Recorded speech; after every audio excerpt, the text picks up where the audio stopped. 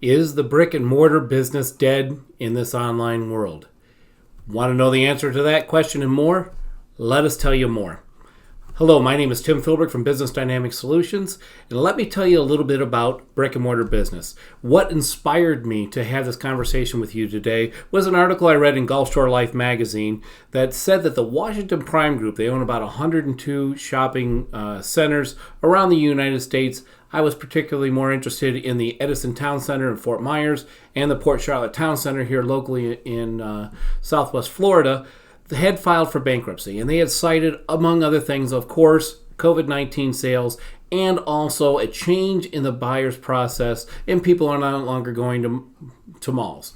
So that leads me to the underlying question that a lot of people are asking: are brick and mortar businesses dead?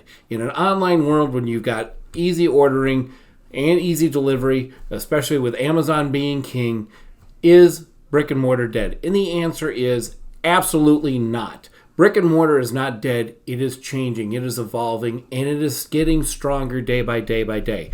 Forbes magazine just did a couple articles, one back last March and one again just a couple days ago on June 15th, that talk about brick and mortar businesses being in a rebound. Now, we do know that during the pandemic, a lot of people did not want to go out in public, and the online world grew exponentially. They went up to about 26% of all sales, excluding restaurant and vehicles and gasoline sales that required face-to-face business. But outside of those businesses, 26% of the businesses at that point in time went to online business. Now, we know that was the biggest number that they had ever experienced, and they continued to jump above what their current trend had been going. However, we're starting to see that is dropping back down and has declined to about 21% as of the last report in December, showing that they are back on their regular incline. But what's bigger and better yet is that brick and mortars are jumping back exponentially. We've seen a 3% increase in brick and mortar business just since 2016, and that's in the online world. They're still growing. And in the last 12 months, they have grown a 6.5%, which is way above the inflation rate. So brick and mortar business is growing in sales. So what is making brick and mortar retail services successful? Well, the most glaring and most obvious answer is the buying experience. Quality is now somewhat of an assumption when it comes to the product. When they're purchasing something from you, they're expecting to get a quality product. What is really being, if you go onto Google or Facebook or HomeAdvisor or Yelp or whatever engine that you're researching services on, you are finding that most of the reviews are all about the customer experience, how you made them feel when they were in your store or in your location. And we know that the experience is what motivates the buyers not only to come to your company, but also to avoid your company. And thirdly, to review your company, to continue to support and spread the word about you. Reputation X just did a survey in regard to reviews, and they said that if people were to look at a positive review, 75% trust that review and use that as a validating authority to come to your brick and mortar store. On the other side, 60% of the people are using it as a motivation to avoid products and services. So a positive review is used for 75% of the people that may be coming to your store, and a negative review could steer 60% of the people away from your brick and mortar location. So the experience and positive reviews and a usable online presence is a big factor in driving business to your location. The Search Engine Journal just said 97% of buyers actually search for your business or services online first before coming to your location. That's an outstanding number. It's amazing. So they will search for your services, they will search for your business, then they will turn around and go to your business. 97% of the people that have walked through your door already know you before you got there. We also know that 12% of all buyers are doing this on a daily basis. So 12% of the people are looking every single day at all the products and services that they use to make their purchases. And we have found that 1-star increase, going from a 3 to a 4 or 4 to 5, can mean as much as an additional 5 to 9% of increase in revenue to your business. So the experience matters. The experience drives your revenue. The experience drives customers to your location. It's all about the customer experience. So you're going to ask me a question: how do you drive that, and how do you increase that experience? Well, HubSpot produced an article and some 8 steps from last May to help you with the customer experience. First is to illustrate the customer journey. Illustrate it through your teams, through your marketing group, through your managers, and try to guess what it is, the experience that the clients are looking for, and be prepared to provide that experience for them when they come through the door. The second thing is uplift and equip your employees. You want to make sure that your employees are equipped to provide and want to provide that experience to your customers. The third thing is audit the experience. Make sure that you're looking at multiple perspectives, different people, different eyes, different views, and audit that experience either digitally, through your point of sale system, through your email systems, through text messaging. Have some type of audit system so that when you have customers leaving your location, you know how their experience went so that you can make modifications along the way. Fourth is dedicate a clear focus on the initiative.